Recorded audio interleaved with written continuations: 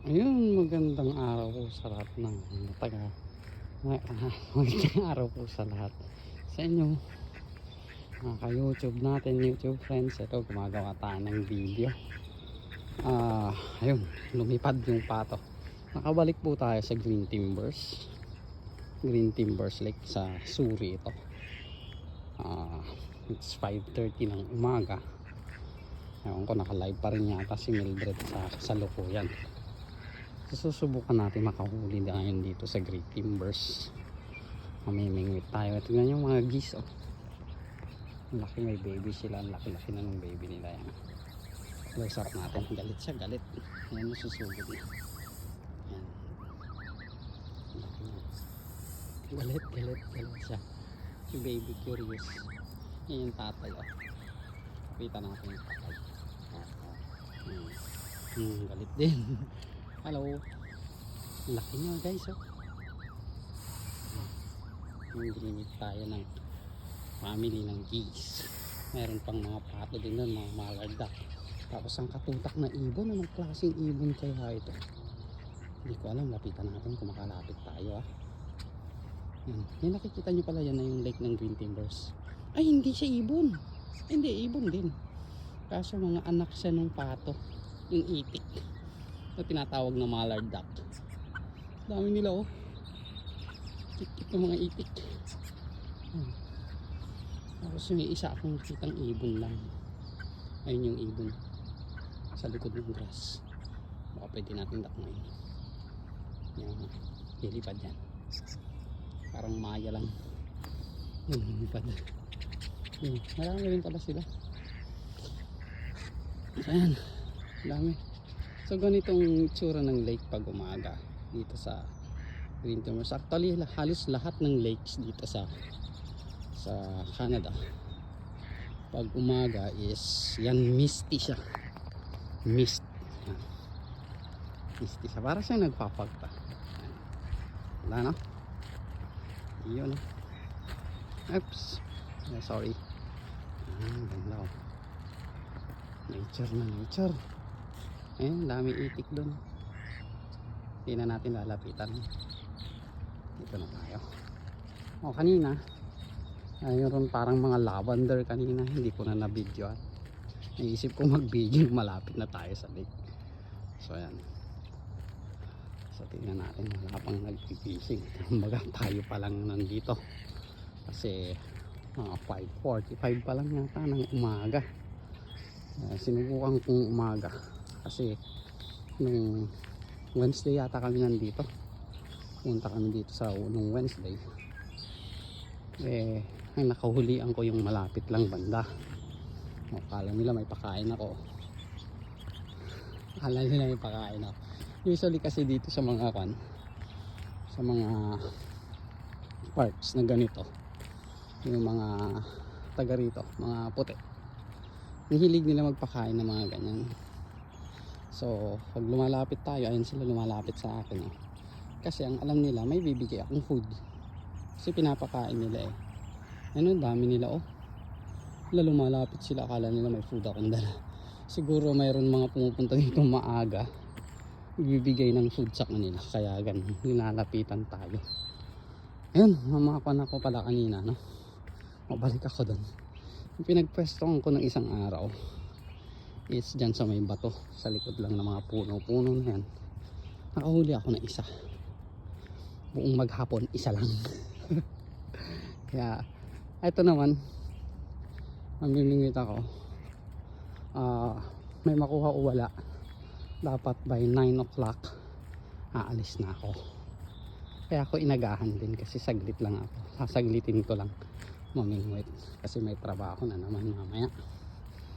Yan, itsura ng Green Timbers Lake. Marami rin nagpupunta dito, pinapasyal yung kanilang pets, yung mga aso nila.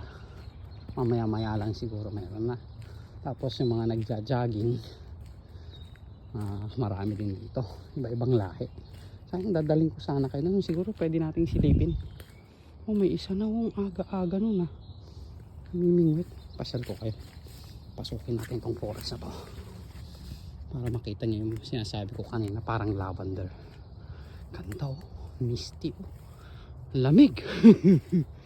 Ay wala siya dito, doon lang banda. Wala siya dito.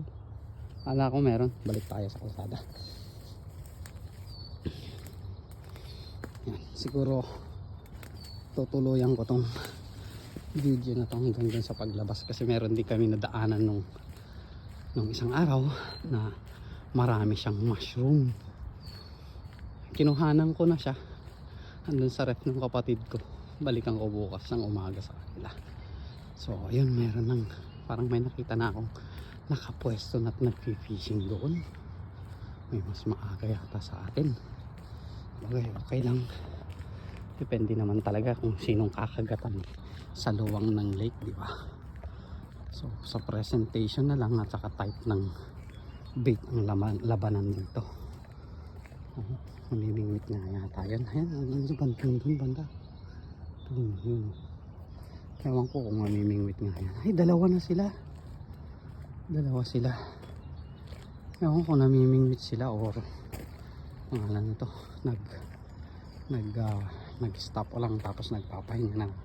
Nag-jogging. Pero malamang yan. Nasa dulo sila ng lake eh. So malamang yan namimingwit din. So mamimingwit din tayo. Ewan kung saan ko kayo ilalagay. Para tuloy-tuloy tayo. So siguro pwede dito sa upuan. Try ko lang, reverse ko yung camera. Ay wala na pala, hindi pwede i-reverse. Balikan ko kayo mamaya ha.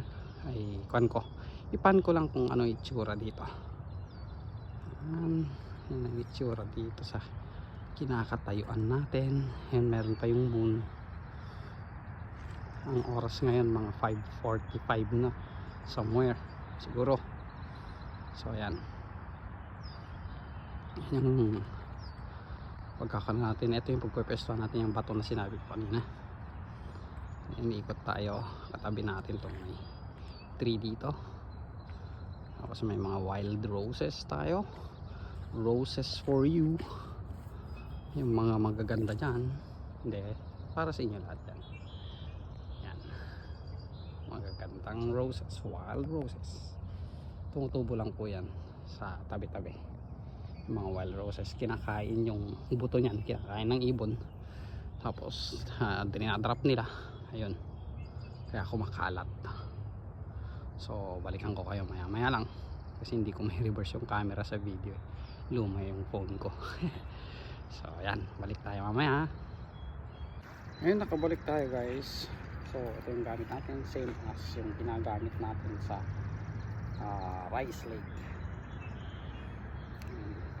Prepare ko lang, nakatingin din dito yung mga nandun sa kabila.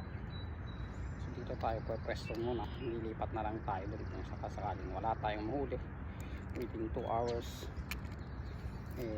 lilipat tayo.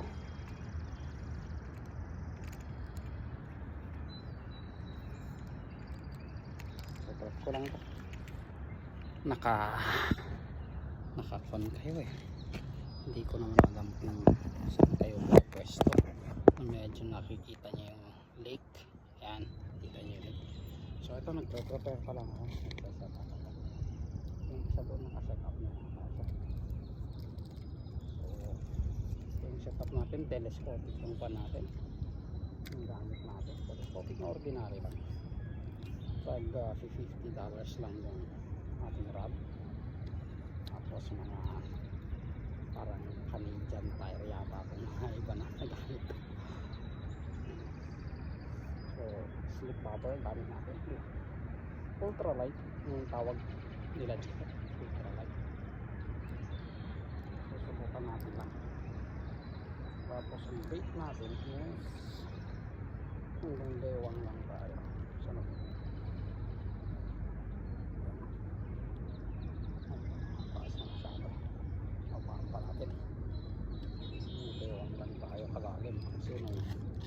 So nakaraan hanggang bewang lang yung ginawa ko.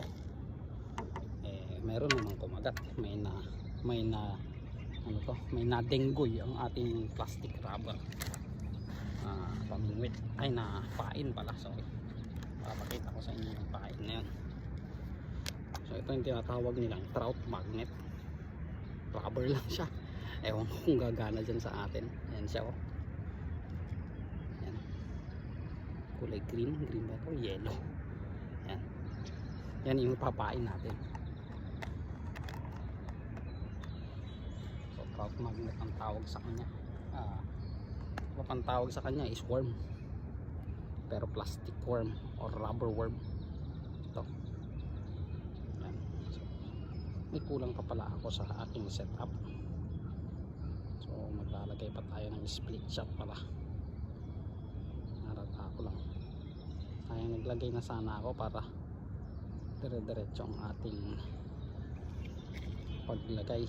Pagpasok natin dito is naglalagay nagtatapon na sana tayo kung naglagay ako. So fix ko lang saglit to guys, wala ako sa screen. Yan, diretso lang natin to kasi yun yung advice doon sa video instruction ng paggamit nito. Dapat diretso yung ating worm, yung plastic rubber na worm. So since bago to, medyo mahirap ilagay. Yan, straight naman na, okay na siya, looking worm na. Ngayon maglalagay naman tayo ng yung split shot, yung pabigat. So kung na ilagay naman lang ilagay natin split shots. Ayan. So alam ng mga mamimingwit na kasama natin dyan, kung mayroon tayong mga nanonood na mamimingwit, alam nila yung sinasabi kong split shot.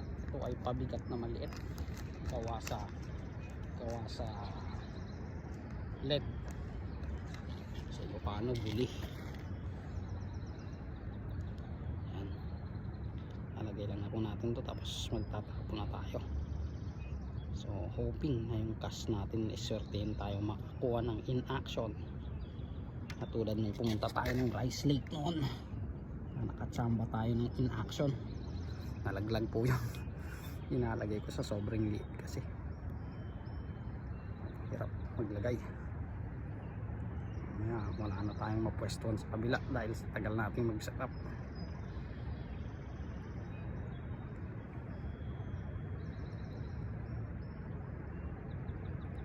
So ang pamimingwit po dito ay hindi po pangkabuhayan. Karamihan dito ay laro-laro lang, pero yung iba siniseryoso na hindi na laro. Kumbaga hindi na sila nagre-release, kung anong makuha nila iuwi nila. So nakikita mo yung bato, ewan ko kung makikita nyo ako sa aking first cast. Balik na lang ako sa inyo, mag-update na lang ako. Thank you very much mamaya na lang ulit. Ngayon update sa pamimingwit. Ngayon may nakuha tayong isa. Last na, hindi ko na video yung pagkuha kasi busy tayong nag-aayos ng mga gamit tapos yung paghihintay, and then dadaanan din natin yung sinasabi kong parang magandang bulaklak. Ayun, pinigilan ako ng kapatid ko na mag fishing na kasi alas 9 na. Ayun, may trabaho ko mamaya, buti na lang pumunta siya. Ayun, kapatid ko. Naka-shades. So yun yung update natin, may isa tayo nakuha na isda. Then sa flowers, eto na siya. Uy, may free taste yata yan. Pupunta natin yung bulaklak dito. Ayan siya, ganda no, kulay violet pa yan, violet o purple. Lalapitan natin. Ayan siya. May bee pang kasama, may bee na bonus. Ito pa yan ang karaniwang bee sa Canada, lalaki. Hindi ko may lagay yung finger ko ibang kulay no, yung sa atin yellow black, ito naman hindi, may pa yung bee na yun, ang dami nila. So ito damo lang dito sa park, walang nagtanim yan, tumubo na lang nung springtime. Ganda damo nila dito. Good morning. Hi. So yun ang adventure natin ngayong umaga sa Green Timbers sa Suri. Time check 9:10. So pumunta tayo dito ng alas 6. May 3 hours tayo nag-fishing. Isa yung nakuha natin. Sabagay, swerte yan lang naman kasi pangingisda. Yan, ganito pala ang rainbow trout. Naipakita ko na rin to sa Rice Lake dati tsaka sa Lafarge. Ito good size na to. Kamay ko. So almost kuha na rin. Mga ilang gramo na rin to. Pwede ng isang baunan. Yung binabaon ko nga pala ito pag tatrabaho. Prito ko. Ang ganda ng tunog ng mga ibon dito sa park, no? Ano, ang ganda ng mga bulaklak, oh. Tapos ito naman puro dilaw naman. Maliliit na dilaw. Marami tayong dyan sa Pilipinas kasi hindi yung ganyan na kumpul-kumpul sila. Ang damo na yan. Hindi natin napapansin na maganda rin pala yung ating mga damo dyan. So ayun, i-end ko na yung aking story ng Green Timbers. So maraming salamat sa panonood, and sana i-support nyo pa rin yung channel kahit paminsan-minsan lang tayo nakakapag-vlog. Tapos dun sa live na Dodong Patani, yung wife ko yung nagko-control sa doon. So pakisupport na rin. Maraming salamat ulit. Bye.